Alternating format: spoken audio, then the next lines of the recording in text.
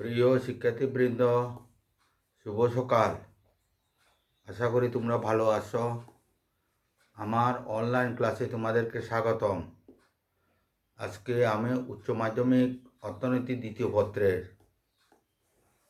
বাংলাদেশের শিল্প জাতীয়করণ এবং বাংলাদেশের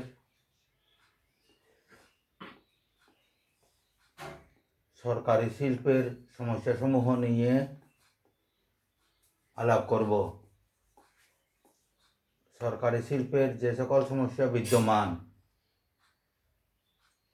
সেগুলো হচ্ছে দক্ষ ব্যবস্থাপনার অভাব, দুর্নীতি ও স্বজনপ্রীতি, উৎপাদন ব্যয় বৃদ্ধি, অতিরিক্ত জনবল, সম্পদের অপচয়, সুনির্দিষ্ট লক্ষ্যমাত্রার অভাব, রাজনৈতিক দর্শনের বৈপরীত্য, জবাবদিহিতার অভাব। এছাড়াও সরকারি ও বেসরকারি অংশীদারিত্ব বা পাবলিক প্রাইভেট পার্টনারশিপ বিষয় নিয়ে আমি এখন বিস্তারিত আলাপ করব। শিল্প জাতীয়করণ যে প্রক্রিয়ায় বেসরকারি মালিকানাধীন শিল্প প্রতিষ্ঠানের মালিকানা ও পরিচালনার দায়িত্বভার সরকারি মালিকানা ও পরিচালনার উপর প্রতিষ্ঠিত হয় তাকে শিল্পের জাতীয়করণ, সরকারিকরণ বা রাষ্ট্রীয়করণ বলা হয়। এতে শিল্প প্রতিষ্ঠানে বেসরকারি মালিকানার অবসান হয় এবং সরকারি মালিকানা প্রতিষ্ঠিত হয়। সরকার আইন প্রণয়ন করে, হুকুম জারি করে, প্রয়োজনীয় ক্ষতিপূরণ দিয়ে কিংবা ক্ষতিপূরণ না দিয়েও তার ক্ষমতা বলে শিল্প প্রতিষ্ঠানে মালিকানা গ্রহণ করতে পারে। শিল্পের মুনাফা ব্যক্তির পরিবর্তনের জন্য কল্যাণে ব্যবহৃত হয়। 1972 সালে 26শে মার্চ রাষ্ট্রপতি এক আদেশ বলে দেশের বড় বড় শিল্প প্রতিষ্ঠানগুলো জাতীয়করণ করেন।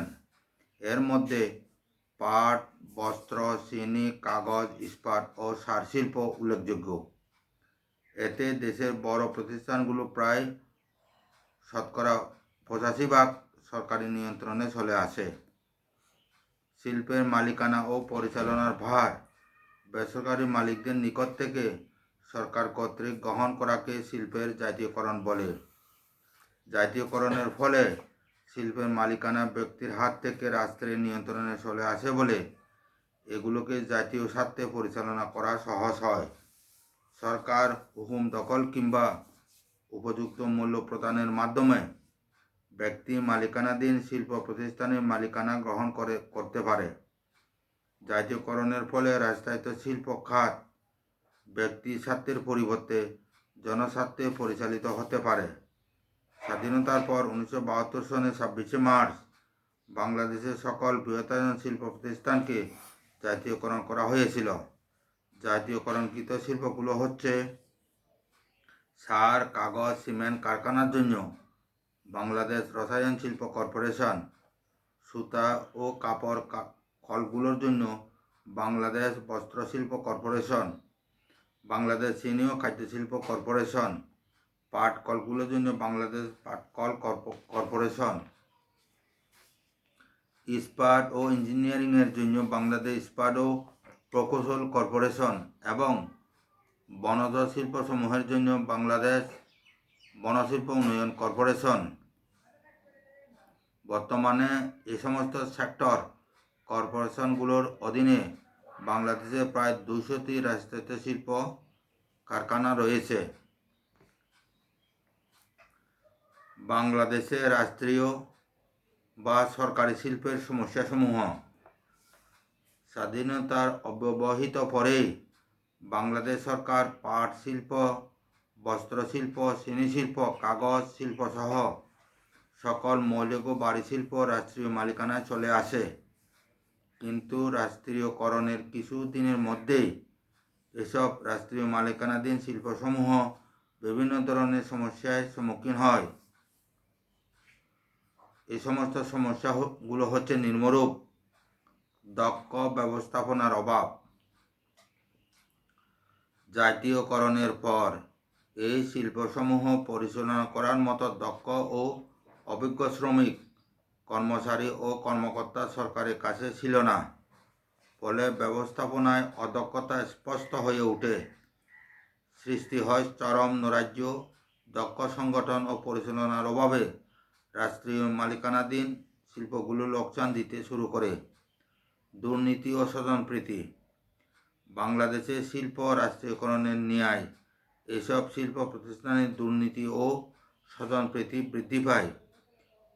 প্রচলিত নিয়মনীতি উপেক্ষা করে স্বজনপ্রীতি, রাজনৈতিক প্রভাব ইত্যাদির ভিত্তিতে নিয়োগ ও পদোন্নতি হয়। অনেক ক্ষেত্রে অর্থ আত্মসাতের ঘটনাও ঘটে।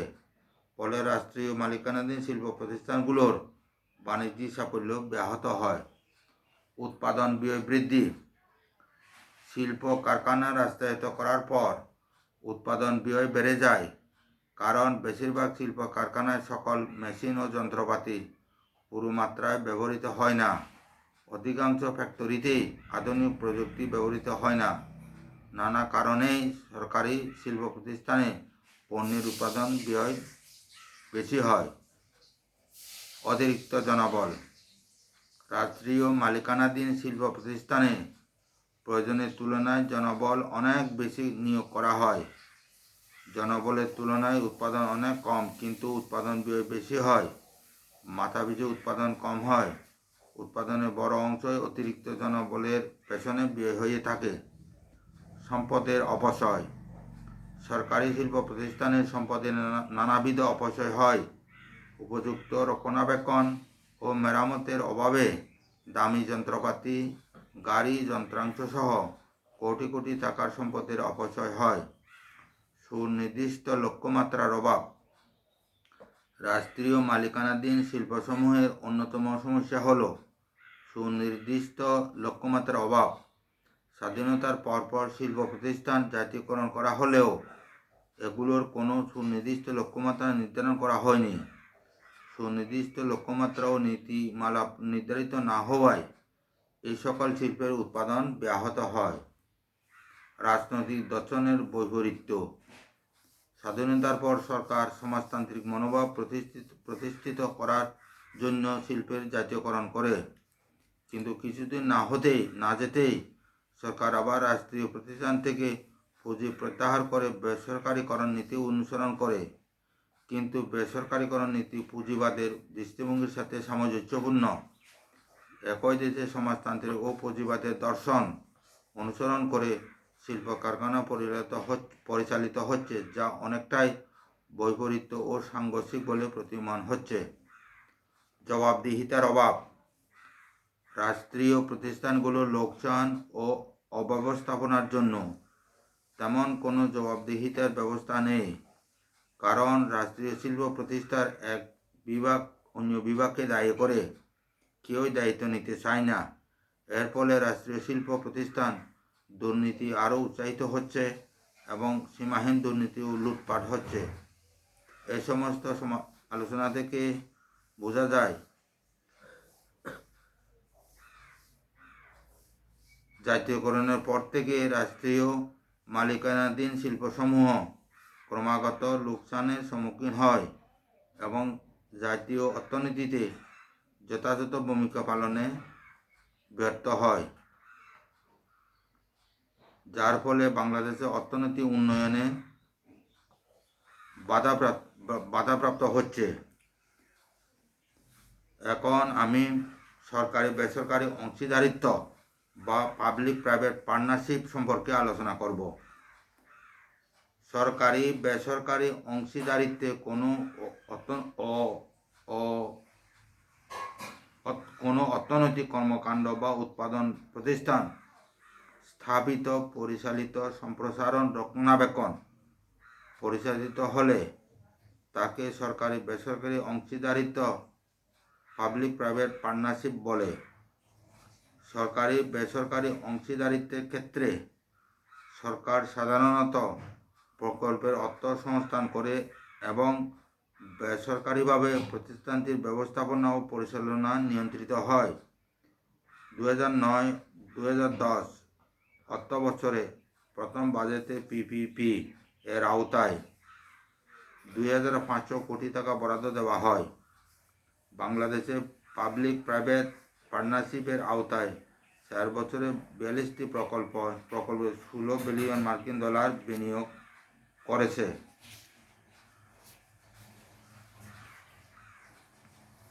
সরকারি বেসরকারি অংশীদারিত্বের বৈশিষ্ট্য।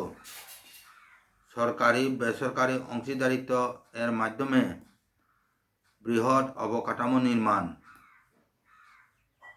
সরকারি অর্থসংস্থান করে এবং বেসরকারিভাবে সরকার অর্থসংস্থান করে এবং বেসরকারিভাবে ব্যবস্থাপনার প্রতিষ্ঠান পরিচালিত হয়। যৌথভাবে বিনিয়োগ ঝুঁকি বহন করা হয়। এই প্রক্রিয়ায় দীর্ঘমেয়াদী প্রকল্প গ্রহণ করা হয়। সরকারি বেসরকারি যৌথ প্রক্রিয়ায় দাম নির্ধারিত হয়। ফি বা চার্জ নির্ধারণে যৌথ সিদ্ধান্ত কার্যকর হয়। ভৌত অবকাঠামো, ট্রানজিট, ফ্লাইওভার, বিমানবন্দর, এভিয়েশন, সমুদ্র বন্দর ইত্যাদি তৈরিতে সরকারি বেসরকারি অংশীদারিত্ব প্রকল্প নেওয়া হয়। বিদ্যুৎ ও জ্বালানি খাতে সরকারি বেসরকারি অংশীদারিত্ব প্রকল্প অধিক গ্রহণযোগ্য। এখন আমি পাবলিক প্রাইভেট পার্টনারশিপ প্রকল্পের গুরুত্ব সম্পর্কে আলোচনা করব। সরকারি বেসরকারি অংশীদারিত্বে কোনো অর্থনৈতিক কর্মকাণ্ড বা উৎপাদন প্রতিষ্ঠান স্থাপিত, পরিচালিত, সম্প্রসারণ, রক্ষণাবেক্ষণ পরিচালিত হলে তাকে সরকারি বেসরকারি অংশীদারিত্ব বলে। পাবলিক প্রাইভেট পার্টনারশিপ প্রকল্পের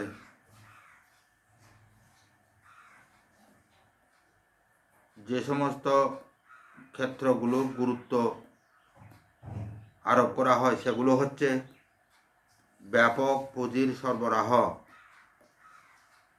বৃহৎ শিল্পের ব্যাপক পুঁজি সরবরাহের জন্য সরকারি বেসরকারি অংশীদারিত্বে বৃহৎ উৎপাদন প্রতিষ্ঠান স্থাপিত, পরিচালিত, সম্প্রসারিত, রক্ষণাবেক্ষণ ও পরিচালিত হয়ে থাকে।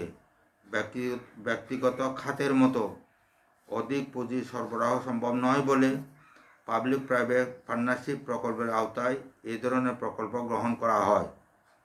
ভৌত অবকাঠামো খাতে বিনিয়োগ। ভৌত অবকাঠামো, ট্রানজিট, ফ্লাইওভার, বিমানবন্দর, এভিয়েশন, সমুদ্র বন্দর, বিদ্যুৎ, জ্বালানি ইত্যাদি তৈরিতে সরকারি বেসরকারি অংশীদারিত্ব প্রকল্প নেওয়া হয়। এই ধরনের প্রকল্পে ব্যক্তিগত দক্ষতার কারণে ভিত মজবুত হয়। দীর্ঘমেয়াদী প্রকল্প গ্রহণ। পাবলিক প্রাইভেট পার্টনারশিপ প্রকল্পের আওতায় সরকার অর্থসংস্থান করে এবং বেসরকারিভাবে ব্যবস্থাপনার প্রতিষ্ঠান পরিচালিত হয়, ফলে এ ধরনের প্রকল্প দীর্ঘমেয়াদী হয়। স্বচ্ছতা ও জবাবদিহিতা। পাবলিক প্রাইভেট পার্টনারশিপ প্রকল্প বেসরকারিভাবে ব্যবস্থাপনায় পরিচালিত হয়, ফলে স্বচ্ছতা ও জবাবদিহিতা নিশ্চিত হয়। ব্যয় সাশ্রয়। পাবলিক প্রাইভেট পার্টনারশিপ প্রকল্পে অর্থ দেয় সরকার, কিন্তু সেই অর্থ যৌথ ব্যবস্থাপনায় খরচ করা হয়, তাই পাবলিক প্রাইভেট পার্টনারশিপ প্রকল্প ব্যয় সাশ্রয় হয়। সেবা খাত সম্প্রসারণ। পাবলিক প্রাইভেট পার্টনারশিপ প্রকল্প এর আওতায় সেবা খাত যেমন ব্যাংক, বিমা, পরিবহন, যোগাযোগ, ট্রানজিট, ফ্লাইওভার, বিমানবন্দর, এভিয়েশন, সমুদ্র বন্দর, বিদ্যুৎ, জ্বালানি ইত্যাদি সেবা খাত সম্প্রসারিত হয়। কর্মসংস্থান। পাবলিক প্রাইভেট পার্টনারশিপ প্রকল্প বৃহৎ শিল্পের ব্যাপক পুঁজি সরবরাহের জন্য সরকারি বেসরকারি অংশীদারিত্বে বৃহৎ উৎপাদন প্রতিষ্ঠান স্থাপিত, পরিচালিত, সম্প্রসারণ, রক্ষণাবেক্ষণ ও পরিচালিত হয়ে থাকে, ফলে এ খাতে অনেক লোকের কর্মসংস্থান হয়। অর্থনৈতিক উন্নয়নে সহায়তা।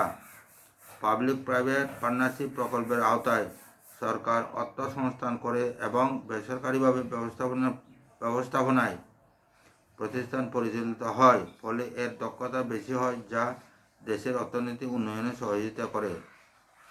অতএব এই আলোচনা থেকে বলা যায় যে সরকারি বেসরকারি অংশীদারিত্বে কোনো অর্থনৈতিক কর্মকাণ্ড বা উৎপাদন প্রতিষ্ঠান স্থাপিত, পরিচালিত, সম্প্রসারণ, রক্ষণাবেক্ষণ ও পরিচালিত হয়ে থাকে। এই ধরনের প্রকল্প লাভজনক ও দক্ষ হয়। তাই বাংলাদেশের অর্থনীতিতে সরকারি বেসরকারি অংশীদারিত্ব বা পাবলিক প্রাইভেট পার্টনারশিপ প্রকল্পের গুরুত্ব অপরিসীম।